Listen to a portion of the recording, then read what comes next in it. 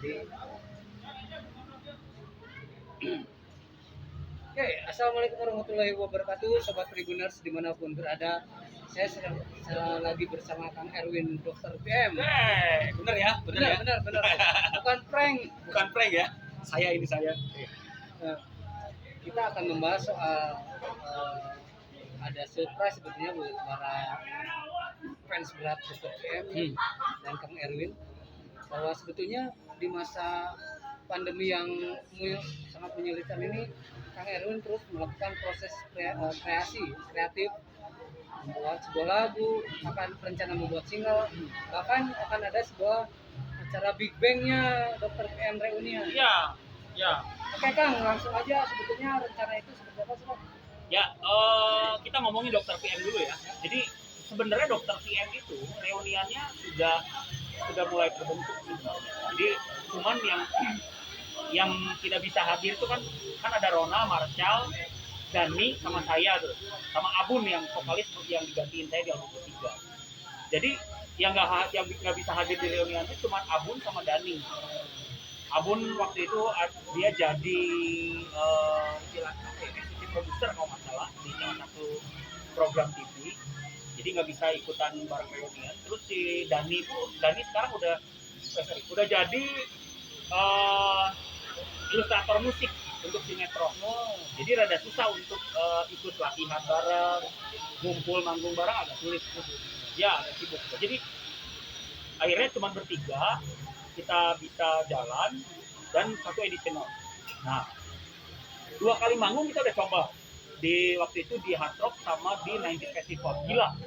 Responnya dari kawan-kawan musisi dan para fans Dokter PM dulu unpredictable. Saya aja kaget gitu, kirain nggak akan sejalan ini. 90 Festival juga gila, sampai dari seluruh Indonesia pada datang untuk nonton Dokter PM gitu. Cuman yang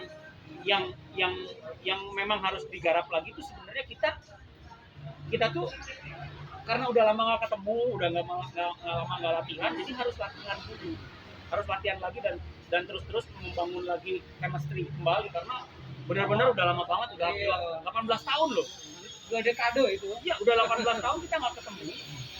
Dan kita reunian kemarin pun akhirnya jadi kaku. Kayak orang yang pacaran baru. Skillnya udah beda-beda gitu. Mereka udah ketemu sama Marta kan udah di ada band. Jadi kan karakternya udah beda lagi. Terus gua sendiri udah tidak bernyanyi yang sekali ber-PM dan mainstream. Masih yang indie lah, jalanin featuring sama yang lain gitu. Jadi akhirnya harus chemistry-nya harus dapat lagi. Kemarin tuh akhirnya kita coba manggung aja dulu, setelah beberapa persen kita latihan manggung. Pandemi ini yang akhirnya membuat kita jadi berhenti. Jadi semua kawan-kawan musisi jadi berhenti, termasuk Dokter PM dan akhirnya Dokter PM ini padahal udah ada manajemen baru yang mau menaungi, ada investor baru yang mau menaungi, label pun udah menaungi kembali gitu. Tinggal kita kasih lagunya gitu. Cuman ya itu tadi lah, kawan-kawan karena kita memang sudah harus menghargai pandemi dan event pun sekarang udah nggak bisa jalan online, pun anak 90-an agak susah nih untuk manggung di online karena memang harus ada penonton biar soul-nya dapet gitu. Jadi akhirnya kita coba nurutin dulu apa yang pemerintah bikin, karena sponsor pun nggak ada yang mau untuk melaksanakan event-event besar gitu ya. Nah, anak-anak pun akhirnya mau bikin event kecil pun agak berat karena satu, budget produksinya juga kita harus mikirin kru, kita harus mikirin apa segala macam, juga agak berat ya. Mereka nggak bisa berani untuk membuat banyak ya. PM pun sebenarnya kemarin sudah bikin reunian pun sudah bikin video recording. Jadi live recording udah jalan, baru diposting 2 terus pandemi gitu. Baru diposting 2, belum 10 lagu tuh. Udah ada yang mau support dana, udah jalan, udah jadi videonya, nggak ada posting. Akhirnya gimana? Ya udahlah, tahan aja dulu deh, sabar kita ya udah. Kita sabar dulu. Akhirnya saya pulang lah ke tempat saya tinggal gitu di Cimahi. Jadi ya sudah. Akhirnya mau tidak mau gue harus berkarya terus. Ya, kemarin kerjasamalah sama beberapa teman di Jakarta. Udah enak tuh sebenarnya, udah bolak-balik. Itu tahun kemarin tahun kemarin, sorry 2020 ya, tahun kemarin gue udah mulai bikin lagi karya. Ini udah mulai berapa lagu ya? Ada 5 lagu lah si Erwin Moron mau bikin rekaman lagu itu. Udah ada 2 lagu, satu lagu lama, satu lagu baru. Lagu lama tuh maksudnya lagu yang saya bikin tapi nggak dirilis. Waktu itu saya mau kasih ke dokter Pian nggak jadi gitu. Akhirnya saya coba kasih ke mereka dan mau. Ada label baru namanya Sound of Beat. Sound of Beat Record. Nah, Sound of Beat Record ini teman saya yang zaman TV dulu, dia punya studio recording dan ada teman-teman namanya Dua Nama Production. Nah, itu udah mau menaungi saya di album solo gitu. Ya, udah jadi video liriknya, namanya judulnya Mencari Berjuang Untuk Kembali, judulnya yang single pertama. Udah bikin video lirik, saya udah bikinin video, udah dirilisin di sosial media, mau masukin ke YouTube channel. PSBB lah, PPKM lah, ya elah, gitu deh. Akhirnya kita mencoba untuk struggle, kita mencoba untuk pending dulu, sama semuanya juga pending. Ya sudah, akhirnya sekarang ini PM juga kemarin kontak-kontakan sama saya juga.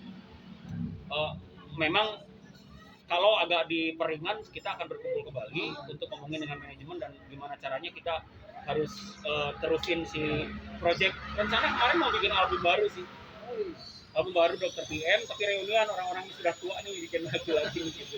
Jadi ya kita tunggulah beberapa itu surprise bagi para fans Dr. PM ya, kalaupun memang bakal diteruskan ya. Mudah-mudahan diteruskan sih, karena gue udah ngobrol sama investor, sama labelnya juga si PM. Gue nggak akan berhenti, Win, tapi kita nunggu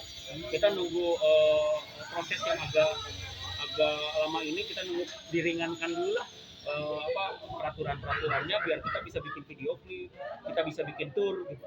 Kemarin mau tour kan, gara-gara bulan Maret tahun kemarin kan mau tour nggak jadi, gara-gara yang tadi udah mulai PSBB waktu itu. Aduh, ya sudah, kita ikutin itu semua, dan mudah-mudahan mereka masih semangatnya masih kuat sih. Mudah-mudahan, karena udah di dropin lama 1,5 tahun ya, akhirnya mereka juga bisa agak lembek lagi nih. Kemarin udah lama ngumpulinnya, gila. Nah, benar siapa sih yang tidak kenal nih, terutama generasi 90-an dengan Dr. PM ya. Ya. Dulu dikenal dengan progresif rocknya yang keren. Kalau nanti album barunya ada, ini alirannya gimana, Pak? Gue malah belum ketahuan nih. Progresif rock itu waktu kita tenaganya masih bagus. Bisa jadi karena kita sudah lembek, kita bikin pop-pop aja yuk. Kita nggak tahu juga ya. Jadi karena memang belum terkonsep, gara-gara sempat belum kepikiran, baru wacana doang kemarin. Nah, tapi kalau gue pikir sih, karena nggak ada Dani ya, yang gantiin kita tuh Ronald Steven, basisnya. Ronald Steven tuh jazz. Kalau Ronald ya, kalau anak-anaknya masih rock, si Marshall juga masih British, saya masih rock juga. Ya kemungkinan progresifnya masih ada, tapi ada unsur jazzy mungkin kalau menurut gua. Ngikutin zaman sekarang kalau menurut saya sih. Kemarin sih berpikirnya kita ikutin zaman sekarang aja, anak-anak sekarang, tapi kita bersaing dengan anak-anak sekarang walaupun kita sudah tua gitu. Ya biar bisa diterima sama fans baru, minimal yang lama pun masih ingat dengan sosok kita, tapi lagu anak-anak baru sekarang masih bisa terima. Itu sebenarnya itu sebuah tantangan ya. Iya, challenge banget beradaptasi dengan kekinian, namun juga harus tetap mengakomodir fans lama. Iya, itu double konsep yang akhirnya gue bikin gitu. Yang lama jangan mundur, yang baru harus datang gitu. Betul. Itu adalah sebuah sebuah PR ya kan ya? PR banget. Makanya benar-benar egoistisnya anak-anak 90-an harus agak diredam. Jangan terlalu, sekarang nggak ada juga yang mikirin skill. Tapi sekarang harus mikirin, banyak anak-anak senja sekarang yang di Indonesia. Ya kenapa enggak, kita juga harus berpikir anak-anak band mana sih yang band sekarang yang diterima sama anak-anak sekarang. Bisa jadi kita berinfluence ke 420, bisa aja. Kita berinfluence ke siapa gitu yang anak-anak sekarang, ke anaknya Ahmad Dhani itu sekarang lagi bikin single. Kenapa enggak si Dul itu lagi bikin tuh, kenapa enggak kita bisa ngambil influence dari situ. Susah juga kalau ngambil yang kayak zaman dulu.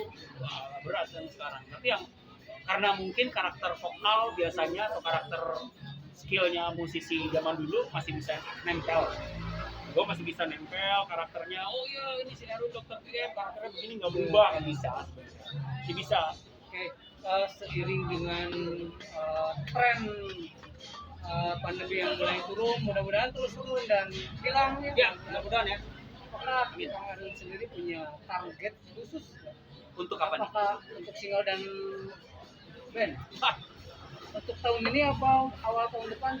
Ya, kita lihat informasinya sih sebenarnya di saat pelonggaran, karena gini, setiap musisi yang mengeluarkan single zaman dulu itu trigger sama pencapaiannya adalah panggung, ya, off air yang bisa membuka tiket dan penonton. Nah, di saat itu bisa kebuka, berarti otomatis itu selesai, kita bisa bergerak. Tapi di saat penonton pun belum bisa nonton, ya kita jadinya will see kapanpun peraturan panggung itu bisa kebuka, ya kita bisa bergerak, PM bisa jalan lagi, album solo gue juga bisa berjalan, gue bisa latihan dengan player yang gue setting gitu. PM juga bisa langsung men-setting album baru, kenapa enggak gitu. Kita udah setting, tapi kalau udah rilis panggungnya belum ada, kan jualannya kita pribadi dari versinya budgeting atau versi income buat si musisi kan dari panggung. Off air tuh paling gede loh sebenarnya daripada album. Album hanya justru itu album trigger intinya si Nah, ekonominya dari panggung. Nah, panggungnya belum ada izin ya susah. Panggung off air ya. Off air itu paling penting karena direct selling, sponsorship, promosi sponsorship ada di situ semua, terus income dari tiketing itu kan dari IO daerah atau IO Jakarta kayak Bandung yang kota besar ya itu dari situ semua. Dari situ semua. Nah, Tribuners tadi Kang Erwin bilangnya will see. Jadi fans Dr. Piam dan fans Kang Erwin wait and see. Tapi nggak boleh lepas dari kita ya. Gue masih bisa, jadi gue di Instagram masih bisa ngobrol sama fans Dr. Piam. Masih banyak yang follow Ronald, masih banyak yang follow Marshall mungkin udah pecah, ada fans ada band, ada fans Dr. Piam. Tapi kalau gue masih belum ke band yang lain. Walaupun gue udah keluar, terus gue masuk lagi dengan reunian, tapi gue nggak ngeband dengan yang lain, jadi belum kepecah. Si pergerakan fans Dr. Piam masih bisa ngobrol sama gue di sosial media. Kang, terakhir ya, pesan-pesan untuk rekan-rekan semua nih yang menunggu kejutan dari Kang Erwin dan band PM ini sendiri. Enggak, pesan-pesannya sebenarnya gini, Dr. PM sendiri nggak muluk-muluk sih ya, karena jujur dulu kita ngebangun pasien mania nggak terlalu serius. Fanbase-nya namanya pasien Dr. PM mania, pasien mania Dr. PM. Tapi kita udah punya chemistry, dalam artian kita masih ada, si Dr. PM itu masih struggle, corona kita masih hidup semua gitu ya, masih ada semua, masih bisa bikin reunian walaupun kemarin agak lama untuk berkumpul kembali, tapi ternyata memang kita sendiri, karena kita tuh ngebentuk sama gue pribadi tuh belajar dari slang. Ngebangun si masa itu nggak perlu pakai kartu sebenarnya, tapi membangun masa itu pakai hati, membangun fans itu pakai hati. Kita harus bertemu, kita harus ngobrol. Mereka juga berjuang untuk bertemu kita, mereka berjuang juga untuk membeli tiket waktu itu. Kita harus hargai perjuangan mereka, dan akhirnya saya pribadi karena berinfluence ke sana, jadi mau nggak mau kita tetap harus bisa dekat. Nah, makanya di sosial media tuh kalau ada orang yang bikin fans gue fans Dr. PM, gue pasti follow, gue pasti ngobrol. Lu mau ngobrol tentang PM, lu ngobrol aja sama gue, mau DM, mau WA, nih nomor WA gue. Selalu gue kasih nomor WA, walaupun gue nggak kenal siapa itu, tapi karena dia udah itu, kebayang nggak band yang udah mati masih ada, tapi fansnya masih ada. Terus akhirnya ini reunian, terus ada sosial media dan ngelihat gue, nggak mungkin kita tinggalin. Mereka tuh udah berjuang juga untuk menahan diri bahwa gue fans Dr. Tiga bro. Gue waktu itu manggung waktu SMA, gue naik truk, gue naik ini, gila loh. Sela kotak pun aja seperti itu waktu pengen nonton Dr. Tiga di Jember waktu itu. Cerita dia juga setelah dia jadi kotak, wah gue tuh nonton dulu. Nah, jadi akhirnya ayo chemistry kita tetap harus bisa berjalan, teman-teman semuanya. Mungkin Ronald atau Marshall masih bisa, kalau bisa menjawab berarti kan dia waktunya ada. Nah kalau gua mah waktunya kosong karena gua pengangguran. Jadi lu masih bisa nanya ke gua, ngobrol sama gua, lu follow Erwin Moron _official yang dulu pernah punya pengalaman chemistry, lu ceritain. Lu ngobrol sedekat-dekatnya sama gua bebas, karena memang gua menghargai perjuangan kalian, gitu aja. Wah, keren. Jadi di tengah badai Suju dan BTS masih ada pasien Di tengah-tengah gitu ya. di tengah-tengah. Oke, sobat Tribuners. Demikian tadi saya wawancara dengan Thank you Bang. Kang Erwin ya. Semoga nanti kita tunggu kejutan. Amin. Mudah-mudahan ini selesai beres ya. Ya. Oke, sampai berjumpa.